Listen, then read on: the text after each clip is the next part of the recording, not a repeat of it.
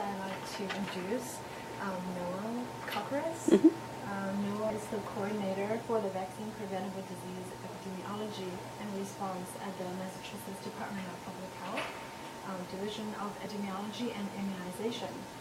She oversees influenza and pertussis surveillance activities and supervises the BPD epidemiologists at DHP.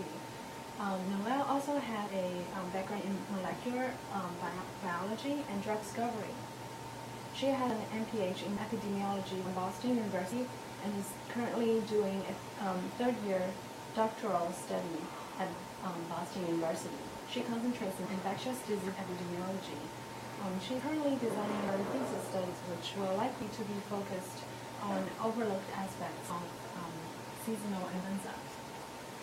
It's a short introduction of her, and I believe that her talk will be more interesting. Great. So I'm going to try and cover quite a bit in this talk, and I think because it's such a small, feel free to just ask questions as we go along. So this is the things that I'll cover. So I'll give an overview of what we do for influenza surveillance in general, as well as for H1N1, sort of comparing the two approaches statewide as well as nationally. I'll go through what epidemiologists do at DPH for flu, usually, and then with H1N1. I'll go over national H1N1 data from the summer and then also recent data. I'll show some of the Massachusetts data on H1N1. And then the other things I'll do very briefly, current recommendations in terms of testing and treatment, vaccination, and then I'll go over sort of the status with the vaccine. We're getting a ton of questions, so I imagine many people have questions about how the vaccine is being distributed, who's supposed to be getting it, et cetera, and some resources that are available to everyone. So this is actually not obviously specific to flu, but I think it's a good reminder of, these are the other diseases that I'm responsible for, and I think we've all sort of lost perspective, and all we do is flu right now, and there's a whole bunch of other stuff as well. But a couple of interesting things from our data here is for the mumps data. There was actually a cluster of mumps cases in a university in the spring, and it's small numbers, but when you see a doubling, it's substantial. And then the other thing that's really interesting here is the pertussis numbers, which are way down, and it's likely attributed to the introduction of the new vaccine, Tdap, and that's available for adolescents and adults. So this is also a plug for everyone to make sure they've gotten their recent Tdap vaccination. So now the rest will be just flu. So basically, this is a slide from CDC that highlights who we're trying to get information on a state level and nationally, and where that information comes from. So, the majority of people will have, who have influenza-like illness, and that's defined as a fever with either cough or sore throat. The majority of people are just cared for at home, and they don't see a doctor, and they never get counted, and they recover, and they're fine. They're never tested, and they're never treated. Then there are people who are medically attended, so they go to their primary care doctors for it. And we have multiple ways of getting information on those people. And I'll be going through the ILINet system in some detail. And even among the medically attended, the majority will still not get tested. They'll be seen, they'll probably be given nothing, other than maybe some, fever-reducing medication, and that's it. And the one thing to point out is for the people who have influenza-like illness who stay home and never see their doctor, there is an effort by CDC to do basically an attachment to the BRFSS survey, which some of you may be familiar with, where they're calling homes and going through a list of health-related questions, and they've added on a series of questions about influenza, asking, have you had these symptoms within the last 6 months? Have any children in your household had this symptom? So they're trying to capture the percentage of people with ILI who don't go to the doctor. And the early data from New York, at least, is about 12%, but we think that's probably an overestimate, because if you ask people, did you have these symptoms, many people will say yes, maybe they didn't exactly. Now we're really focusing on the hospitalized cases and people who have died, and I'll go through all these in detail. But the hospitalization data, again, comes from multiple sources. Some of it's state level, and then it all funnels into a national system. And then the death data as well. And typically, we actually just count pediatric deaths. in terms of what we're required to report on the state level and on a national level. So this is a little bit about the system, the ILI-net system, and what it is for every year for flu season, doctors' offices volunteer to be a sentinel site. They can basically tell the Department of Public Health, we're going to report to you once a week percentage of all of our visits, people who come to our office, who have influenza-like illness.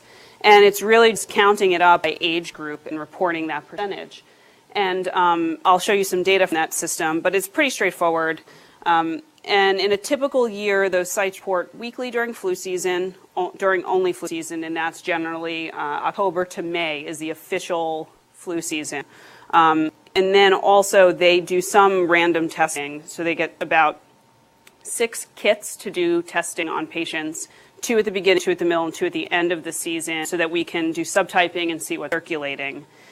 In Massachusetts right now, we have 61 sites, and that's, there's a lot of private practices contributing data. We have college, health services, some hospitals as well. For the H1N1 response, this started in April, and so it was supposed to be the end of flu season. And instead, we asked these sites to keep reporting throughout the summer, which is very unusual. I mean, we would never ask them to report throughout the summer because they would have essentially no one with influenza-like illness. So they kept reporting throughout the summer. Some of them reported daily. And this actually wound up being, from CDC's perspective, the #1 piece of data they had to track what was going on. And the other thing that's going on, and this is every state's doing it differently, but in Massachusetts, these sites are allowed to test 2 specimens a week. And so we're getting quite a good amount of surveillance in terms of the strains that are circulating. And it's all H1N1. We had our first flu B recently. A subset of these specimens, and this is happening in every state, are sent on to a regional lab that collaborates with CDC to do antiviral resistance testing, and that's a random sample from us. Then if you were suspected to have resistance to antivirals, we could specially request testing for you. That doesn't happen at the state lab, though. So this is some of the data for the last 2 flu seasons and the current. So the green line is the 07-08 flu season. The blue line is 08-09, and you can see here, so here's the spring, and then here's sort of trailing off up, that's the end of August and September. And then this is where we are now. So we're at week 43. We count weeks. It's a CDC convention. We do every week is a different number. So this is influenza-like illness from those sentinel sites. And this is Massachusetts only. And it's sort of amazing. I mean, we have more influenza-like illness right now than we have had for the last 2 flu seasons. We're having at a time where normally there is 0, or very little. So this is not the norm, and we don't really know where it's going, but it's still creeping up as of a few days ago. So this is actually a new system that was implemented.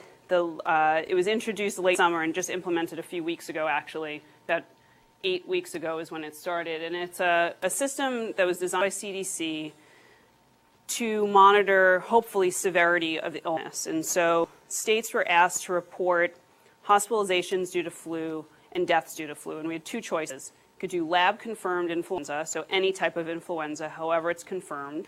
Or you could do syndromic data, which is, there's a set of ICD-9 codes which correlate to influenza-like illness. And so if you present with cough and fever to the emergency room, you would be counted as one using that syndromic system. If you were then tested, we're doing the lab-confirmed aspect of it, you would be counted there. Now the thing here, every state's doing their own thing. And so every state essentially has their own baseline. And I mean, anyone who's studied epidemiology, I mean, this is not a very good system, but it's sort of the best they could implement in a very short notice. And so before this, we actually didn't count hospitalizations for flu at all. And so in a very short time, we had to recruit hospitals to report to us weekly. They're all lab-confirmed cases by age, either hospitalizations or deaths. So people actually admitted. And we're, 9 hospitals isn't a lot, but it actually covers 23% of all the hospital beds in Massachusetts. So it's not a bad number. We're recruiting more. And we've seen over the last few weeks, as influenza-like illness increased in our regular doctor's offices, the hospitalizations number increased. We're doing the lab confirmed, so it's still only a few dozen, but it is correlating with other indicators. We also track, well, we don't sort of officially track, but we ask that clusters be reported to us from schools. And so everything has been going up in the same directions. You know, schools are calling us, tell us they have clusters illness, hospitalization numbers are going up, doctors' offices are telling